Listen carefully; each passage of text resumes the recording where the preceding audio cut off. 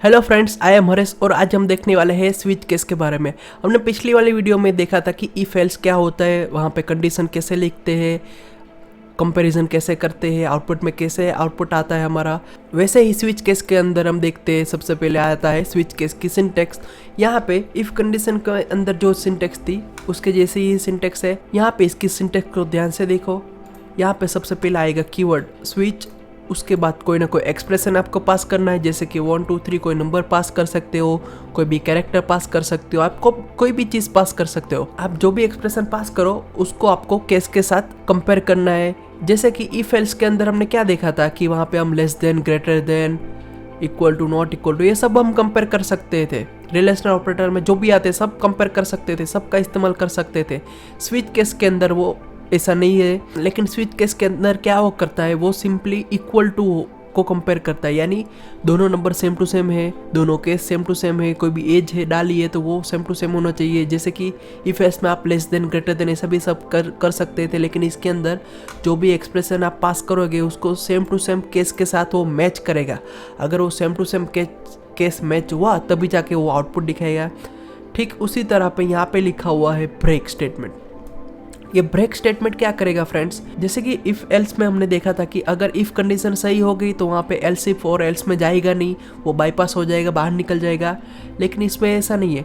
Switch case के अंदर अगर कोई भी केस मैच हो गया, जैसे कि ये पहला केस मैच हो गया, तो वो क्या करेगा, उसके अंदर जो भी कोड लिखा है उसको तो वो एग्जीक्यूट करेगा ही, लेकिन जब तक उसको ब्रेक नहीं करोगे तब तक वो एग्जीक्यूट करता जाएगा। यानी अगर ये केस सही होता तो वो क्या करेगा, इसको तो एग्जीक्यूट करता ही इतना, लेकिन उसको जब तक ब्रेक नहीं मिलेगा वो सेम टू सेम वो क्या करेगा, नीचे नीचे जाके सब कुछ एग्जीक्यूट करेगा। यानी अगर सिंपली ये पहला केस अगर सच हो गया होता तो वो क्या करेगा, ये दूसरा भी सर्च कर देगा, तीसरा भी एग्जीक्यूट कर देगा, चौथा भी एग्जीक्यूट करेगा। अगर वो सेम टू सेम मैच नहीं होगा कोई बात नहीं, लेकिन जब तक उसको ब्रेक स्टेटमेंट नहीं मिलेगा तब तक वो नीचे ऐसे ऊपर से नीचे एग्जीक्यूट करता ही जाएगा। ओके फ्रेंड्स, इसलिए हमने यहाँ पे ब्रेक स्टेटमेंट लिखा हुआ है जो ब्रेक कर देगा उसको और वहाँ से बाहर निकाल देगा।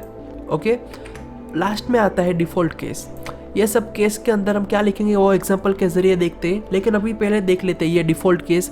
इफ़ कंडीशन के अंदर आपको कोई कंडीशन लिखनी है, अगर वो कंडीशन सही हुई तो इफ़ कंडीशन कॉल होगा, लेकिन वहाँ पे हमने देखा था एल्स। एल्स क्या करेगा, अगर इफ़ कंडीशन सही नहीं हुई तो क्या होगा, एल्स के अंदर जो लिखा होगा वो एग्जीक्यूट हो जाएगा। सेम टू सेम वैसे ही यहाँ पे अगर कोई भी केस मैच नहीं हुआ, अगर कोई भी केस मैच नहीं हुआ तो वो क्या करेगा, डिफ़ॉल्ट केस के अंदर आपने जो लिखा है उसको वो एग्जीक्यूट कर देगा। यानी फ्रेंड्स ये जो डिफ़ॉल्ट केस है वो सेम टू सेम एल्स के जैसे काम करेगा। कोई भी केस अगर मैच नहीं हुआ तो वो डिफ़ॉल्ट एग्जीक्यूट कर देगा। आप डिफ़ॉल्ट केस को कहीं पे भी लिख सकते हो, जैसे कि स्टार्टिंग में लिख सकते हो, एंडिंग में लिख सकते हो, कहीं पे भी लिख सकते हो, उसके कोई सिंटेक्स के अंदर वो एरर नहीं दिखेगा। लेकिन आपको सिर्फ इतना ध्यान में रखना है कि डिफ़ॉल्ट केस को नॉर्मली लास्ट में ही रखना है, ताकि आपको ये सब कुछ पढ़ने में आसानी हो और समझने में भी आसानी हो। ओके, तो चलिए देखते हैं इसका एग्जांपल।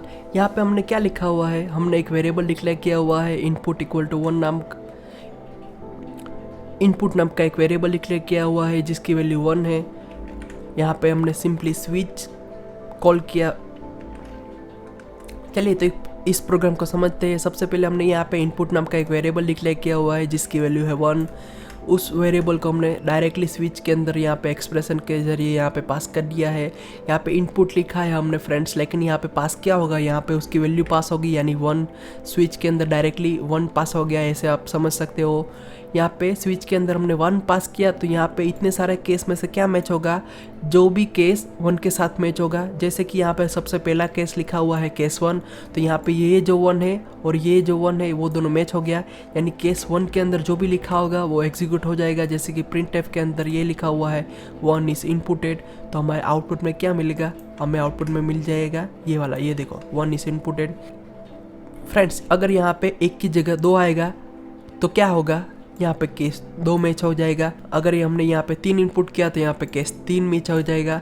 अगर हमने इनपुट इक्वल टू 5 लिख दिया, जो यहाँ पे कोई भी केस के साथ मैच ही नहीं हो रहा है, तो वो क्या करेगा, वो डिफ़ॉल्ट केस के अंदर जो भी लिखा हुआ है वो एग्जीक्यूट कर देगा। जैसे कि इफ़ एल्स में हमने बोला, वैसे ही एल्स में क्या होता है, अगर इफ़ कंडीशन मैच नहीं हुई तो एल्स डायरेक्टली कॉल हो जाता है, वैसे ही डिफ़ॉल्ट केस डायरेक्टली कॉल हो जाता है अगर एक भी केस मैच नहीं होता है तो। ओके फ्रेंड्स, अगर यहाँ पे हम ये ब्रेक स्टेटमेंट नहीं लिखते, ये वाला कोई ब्रेक स्टेटमेंट हम नहीं लिखते तो क्या होता, आउटपुट में हमें ये पूरी की पूरी कोड की सीरीज मिलेगी, जैसे कि 1 is inputted, 2 is inputted, 3 is inputted और एंटर वैलिड नंबर, ये सब कुछ एक ही साथ प्रिंट हो जाएगा। भले ही केस 1 ही मैच हो गया हो, लेकिन वो क्या करेगा, ये पूरी की पूरी सीरीज प्रिंट करेगा। हम इसे प्रोग्राम के जरिए देखते हैं कि ये ब्रेक स्टेटमेंट का मीनिंग क्या होता है, उसका महत्व क्या होता है। चलिए फ्रेंड्स, आई होप ये प्रोग्राम में आपको समझ में आ गया होगा। चलिए अब जाते हैं कंप्यूटर की ओर और हम देखते हैं उसका प्रोग्राम। चलिए, तो यहाँ पे मैं एक फाइल बना देता हूँ। ओके, यहाँ पे सबसे पहले एक इंटीजर ले लेता हूँ, जैसे कि डे। ओके, यहाँ पे मैंने सिंपली एक वेरिएबल लिया है जिसका नाम दे दिया है डे। यहाँ पे यूज़र के पास से हम कोई भी एक वैल्यू इनपुट करवाएंगे, जैसे कि प्रिंटफ के अंदर हम लिख देते हैं एंटर एनी नंबर। ओके, उसके बाद इनपुट करवाते हैं स्कैनएफ के ज़रिए, scanf %d, comma and day. Okay, यहाँ पे स्कैनएफ और प्रिंटएफ का काम ओवर हो गया। हमने एग्जांपल में जो अभी देखा था उसके अंदर हमने क्या किया था, डायरेक्टली स्विच लिखा हुआ था और उसके अंदर हमने डायरेक्टली वेरिएबल को पास किया हुआ था, क्योंकि यहाँ पे डायरेक्ट उसकी वैल्यू दी हुई थी। लेकिन यहाँ पे हम क्या कर रहे हैं, यूज़र के पास से इनपुट ले रहे हैं, तो यहाँ पे यूज़र जो भी इनपुट डालेगा वो डे नाम के वेरिएबल में स्टोर होगा, तो यहाँ पे डायरेक्टली उसको ही पास करना है। यहाँ पे कर्ली ब्रैकेट और यहाँ पे जाके आपको केस लिखना है, जैसे कि एक हफ्ते में 7 दिन आते हैं। जैसे कि अगर यूज़र ने 1 एंटर किया तो हमें उसको दिखाना है संडे, 2 एंटर किया तो उसको दिखाना है मंडे। तो चलिए, इसके लिए हम यहाँ पे केस लिखना शुरू कर देते हैं। अगर यूज़र ने डे = 1 डाला तो यहाँ पे केस 1 जेम। ओके फ्रेंड्स, ये मैच हो जाएगा। यहाँ पे आप कर्ली ब्रैकेट भी लिख सकते हो अगर आपको ये इफ एल्स में, अगर आपको ये कंफर्टेबल लग रहा है तो ये आप ऐसे भी लिख सकते हो। अगर आप कर्ली ब्रैकेट नहीं लिखोगे तो भी चलेगा। यहाँ पे सिंपली मैं यहाँ पे प्रिंटफ में लिख देता हूँ, जैसे कि संडे, लास्ट में सेमीकोलम। वैसे ही केस 2 लिख देते हैं, केस 2 उसके अंदर हम लिख देते हैं मंडे, 3, 4, 5, 6 और यहाँ पे 7 और यहाँ पे लास्ट में आएगा डिफ़ॉल्ट केस। ओके, इसके अंदर हम लिख देते हैं प्रिंटफ के अंदर इनवैलिड इनपुट, लास्ट में सेमीकोलम, संडे, उसके बाद मंडे। ओके, यहाँ पे हम सिंपली केस को चेंज कर देते, केस 2, 3, 4, 5, 6, 7। ओके, यहाँ पे यूज़र जो भी नंबर इनपुट करेगा उसके हिसाब से यहाँ पे ये प्रिंट होगा, जो भी डे हमने यहाँ पे लिखा हुआ है। जैसे कि यूज़र अगर 1 इनपुट करे तो हमें संडे दिखाना है, यूज़र अगर 7 इनपुट करे तो हमें सैटरडे दिखाना है, अगर यूज़र कोई अलग ही नंबर इनपुट करे तो हमें उसको दिखाना है इनवैलिड इनपुट। तो यहाँ पे हम ऐसे लिख सकते हैं इनवैलिड इनपुट। यहाँ पे डिफ़ॉल्ट केस के अंदर हमने ये लिखा हुआ है, ये डिफ़ॉल्ट केस कब कॉल होगा, जब भी ये कोई भी केस मैच नहीं होगा तो डिफ़ॉल्ट केस कॉल हो जाएगा। तो यहाँ पे इस प्रोग्राम को हम जैसे ही रन करेंगे इसका आउटपुट अलग ही आएगा। फ्रेंड्स, आपने जो सोचा होगा कि हमें यहाँ पे अगर यहाँ पे हम 1 एंटर करेंगे तो आपने क्या सोचा कि क्या आउटपुट आएगा, आपने सोचा होगा कि संडे आउटपुट आएगा। आप सही हो अपनी तरफ से, लेकिन यहाँ पे ये देखो पूरी की पूरी सीरीज प्रिंट होगी, संडे, मंडे, ट्यूसडे, वेडनेसडे, ये इनवैलिड इनपुट तक। क्यों? अभी मैंने आपको बताया था कि यहाँ पे ब्रेक स्टेटमेंट का इंपॉर्टेंस क्या होता है। अगर यहाँ पे हमने ब्रेक स्टेटमेंट लिखा नहीं तो इसका मीनिंग क्या हुआ, वो उसको कंपाइलर को ब्रेक ही नहीं कर रहा है। अगर कंपाइलर ब्रेक ही नहीं हो रहा है तो क्या होगा, कोई भी केस मैच हो गया, जैसे कि हमारे केस में केस 1 मैच हो गया तो उसके अंदर जो लिखा था वो तो एग्जीक्यूट हुआ ही, लेकिन वो लाइन बाय लाइन ये सब कुछ एक के बाद एक एग्जीक्यूट करता जाएगा। अगर यहाँ पे डायरेक्टली इनपुट के अंदर मैं ऐसे 5 एंटर करता हूँ तो 5 कहाँ पे है, केस 5 यहाँ पे है, तो वो क्या करेगा, केस 5 से लेके लास्ट तक डिफ़ॉल्ट केस तक ये पूरा का पूरा एग्जीक्यूट करेगा। उसके ऊपर वाला एग्जीक्यूट नहीं करेगा, लेकिन यहाँ तक तो एग्जीक्यूट कर देगा। ये देखो थर्सडे, फ्राइडे, सैटरडे और इनवैलिड इनपुट ये सब आ गया। इसीलिए फ्रेंड्स, जब भी इस तरह की प्रॉब्लम से बचने के लिए हम यूज़ करते हैं ब्रेक स्टेटमेंट। ब्रेक स्टेटमेंट इतना इम्पोर्टेंट होता है,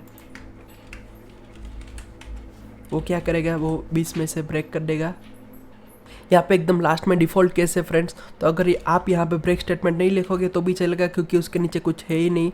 तो यहाँ पे आप, आई होप ये पूरे का पूरा स्विच केस के अंदर आप समझ गए होगे कि ये काम कैसे करता है। ये स्विच केस कब काम में आपको लेना है, जब आपको पॉसिबिलिटी पूरी की पूरी पता हो कि यहाँ पे ये केस मैच होगा। जैसे कि यहाँ पे आप एक ऐसे लिखा हुआ है, इसकी जगह अगर आपको कोई ऐसा प्रोग्राम लिखना है, यहाँ पे हम चलिए एक दूसरा प्रोग्राम भी लिख देते हैं जिसके अंदर हम वो कैरेक्टर जो भी इनपुट करेगा यूज़र वो वोवेल है कि नहीं है वो चेक करना है। तो चलिए ये स्विच केस के जरिए हम देख लेते हैं। तो चलिए फ्रेंड्स एक और प्रोग्राम देख लेते हैं जिसके अंदर हम वो चेक करेंगे कि यूज़र ने जो भी कैरेक्टर इनपुट किया है वो वोवेल है कि नहीं है। चलिए तो सबसे पहले यहाँ पे इंटीजर की जगह हमें लेना पड़ेगा कैरेक्टर। यहाँ पे वेरिएबल का नाम मैं अलग दे देता हूँ, जैसे कि वोवेल। यहाँ पे नंबर की जगह हम कह देते हैं कि कैरेक्टर, कोई भी एक कैरेक्टर इनपुट करो। और कैरेक्टर है तो स्कैनएफ के अंदर हमें कैरेक्टर इनपुट करना है, तो यूज़ करेंगे %C और यहाँ पे वेरिएबल का नाम लिख देंगे वोवेल। ओके, डे की जगह वोवेल पास करना है। केस सब अभी मैं डिलीट कर रहा हूँ, सब केस। ओके, डिफ़ॉल्ट केस को ऐसे ही रहने देता रहा हूँ। जैसे कि मुझे यहाँ पे क्या चेक करना है कि यूज़र ने जो भी कैरेक्टर इनपुट किया है वो वोवेल है कि नहीं है। इंग्लिश के अंदर कुछ कीवर्ड को हम वोवेल कहते हैं, जैसे कि ए है, ई है, आई है, ओ है, यू है। ये 5 कैरेक्टर जो भी है उसको हम वोवेल बोलते हैं। हमें यही चेक करना है कि यूज़र ने जो भी कैरेक्टर इनपुट किया है वो वोवेल है कि नहीं है। तो यहाँ पे हम लिख देते हैं जैसे कि केस। यहाँ पे सिंपली आपको अगर कैरेक्टर लिखना है तो आप ऐसे डायरेक्ट नहीं लिख सकते। आपको क्या करना पड़ेगा, आपको कैरेक्टर इनपुट करने के लिए फर्जियात सिंगल कोट का इस्तेमाल करना पड़ेगा। अगली वीडियो में हमने वो देखा था कि कैरेक्टर को ऐसे सिंगल कोट के अंदर आप लिख सकते हो। ओके फ्रेंड्स, तो यहाँ पे मैंने लिख दिया केस ए। उसके बाद यहाँ पे हम मैनुअली एक एक लिख सकते हैं, जैसे कि यहाँ पे printf के अंदर लिख देते हैं वोवेल। यानी अगर यहाँ पे यूज़र ने ए इनपुट किया तो यहाँ पे केस कौन सा मैच होगा, ये ए वाला मैच होगा और हमें आउटपुट में वोवेल मिल जाएगा। यहाँ पे अगर ये मैच नहीं हुआ तो क्या होगा, दूसरा केस मैच कर लेते हैं, ए है, ई है। आप ऐसे पूरा का पूरा printf में लिख सकते हो, जैसे कि वोवेल वोवेल वोवेल। यहाँ पे मेन चीज़ काम में आती है फ्रेंड्स, जैसे कि हमें सेम टू सेम आउटपुट को प्रिंट करना है। अगर यूज़र ने इनपुट किया है ए, ई, आई, ओ, यू, कोई भी कैरेक्टर, इनमें से कोई भी कैरेक्टर इनपुट किए हुए हैं तो हमें ये, तब हम ये स्विच केस का इस्तेमाल एकदम ढंग से कर सकते हैं। जैसे कि यहाँ पे हम क्या करते हैं, ये केस जो लिखे हुए हैं वो लाइन बाय लाइन लिख देते हैं, जैसे कि ए, ई, आई, ओ और यहाँ पे लास्ट वाला यू। ये क्या करेगा फ्रेंड्स, ये लाइन बाय लाइन उसको जैसे ही रन करेगा तो वो कैरेक्टर को मैच करेगा। अगर वो ए से मैच होगा, ई से मैच होगा, आई से मैच होगा, या तो फिर इन पांचों में से कोई भी एक मैच होगा तो वो डायरेक्टली प्रिंट करेगा वोवेल। अगर ये कोई मैच होगा ही नहीं तो वो क्या करेगा, वो डायरेक्टली डिफ़ॉल्ट केस के अंदर जाएगा और उसको प्रिंट करके दे देगा, जैसे कि नॉट अ वोवेल। ओके, यहाँ पे यूज़र जो भी इनपुट करेगा उसको डायरेक्टली केस के अंदर हम कंपेयर कर सकते हैं, इसे लाइन बाय लाइन। यहाँ पे कोई भी एक केस मैच होगा तो वो डायरेक्टली प्रिंट कर देगा वोवेल। यहाँ पे ये देखो, ये सब एक ही लाइन के अंदर लिखा हुआ है हमने, यानी कोई भी मैच हुआ तो ये एग्जीक्यूट हो जाएगा। अगर इनमें से कोई भी मैच नहीं हुआ तो क्या कॉल होगा, डिफ़ॉल्ट केस कॉल होगा और उसके अंदर मैंने डायरेक्ट लिख दिया नॉट अ वोवेल। अब इसको जाके रन करते देखते हैं। यहाँ पे जाके मैं लिख देता हूँ एंटर एनी कैरेक्टर, जैसे कि ए, ये वोवेल है, एंटर दिया, ये देखो आ गया वोवेल। वापस रन करते हैं, यहाँ पे जाके ओ लिखते हैं, वो भी एक वोवेल है। यहाँ पे वापस अलग कोई कैरेक्टर लिख देते हैं, जैसे कि एल, ये वोवेल नहीं है। यहाँ पे ये देखो नॉट अ वोवेल, क्योंकि वो डायरेक्टली डिफ़ॉल्ट केस मैच करेगा, क्योंकि एल का कोई केस हमने यहाँ पे लिखा ही नहीं है। यहाँ पे एक दिक्कत और होगी फ्रेंड्स, जैसे कि अगर किसी ने कैपिटल ए लिखा,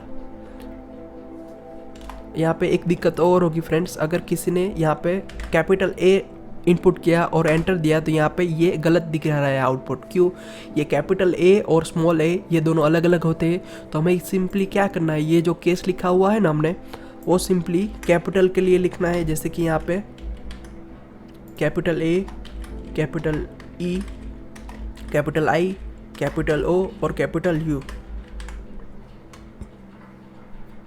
अब हमारी प्रॉब्लम सॉल्व हो गई। अब हम क्या कर सकते हैं, इसको भी हम निकाल देते हैं। ये देखो लाइन में ये सब केस आ गए। अब यहाँ पे कोई भी एक केस मैच होगा तो वो डायरेक्टली प्रिंट कर देगा वोवेल और उसके साथ ब्रेक कर देगा। अगर इनमें से कोई भी मैच नहीं हुआ तो वो डायरेक्टली बता देगा नॉट अ वोवेल। यानी यहाँ पे इसको सिंपली रन करते हैं और अब जाके इसको कैपिटल ई अगर मैं पास करता हूँ तो ये देखो आ गया आउटपुट। सबसे पहले हमने जब किया था तब वो नॉट अ वोवेल दिखा रहा था, लेकिन अभी हमको आउटपुट में मिल रहा है। अगर हम कोई कैरेक्टर की जगह नंबर इनपुट करते हैं तो वो भी आपको दिखाएगा नॉट अ वोवेल। यहाँ पे कोई एरर नहीं आएगा friends. Okay friends, I hope friends आपको इस वीडियो में बहुत कुछ नया जानने को मिला होगा। ओके फ्रेंड्स, यहाँ पे मैंने जितने भी प्रोग्राम किए हैं आप भी साथ साथ करते रहिए ताकि आपको भी समझ में आए कि इसकी सिंटैक्स कैसे लिखते हैं, आपको कौन सी प्रॉब्लम फेस हो रही है, आप उसको सॉल्व कैसे करते हो वो आपको देखना है। ओके फ्रेंड्स, तो आज की वाली वीडियो में सिर्फ इतना ही। मिलते हैं अगली वीडियो में। Thank you for watching.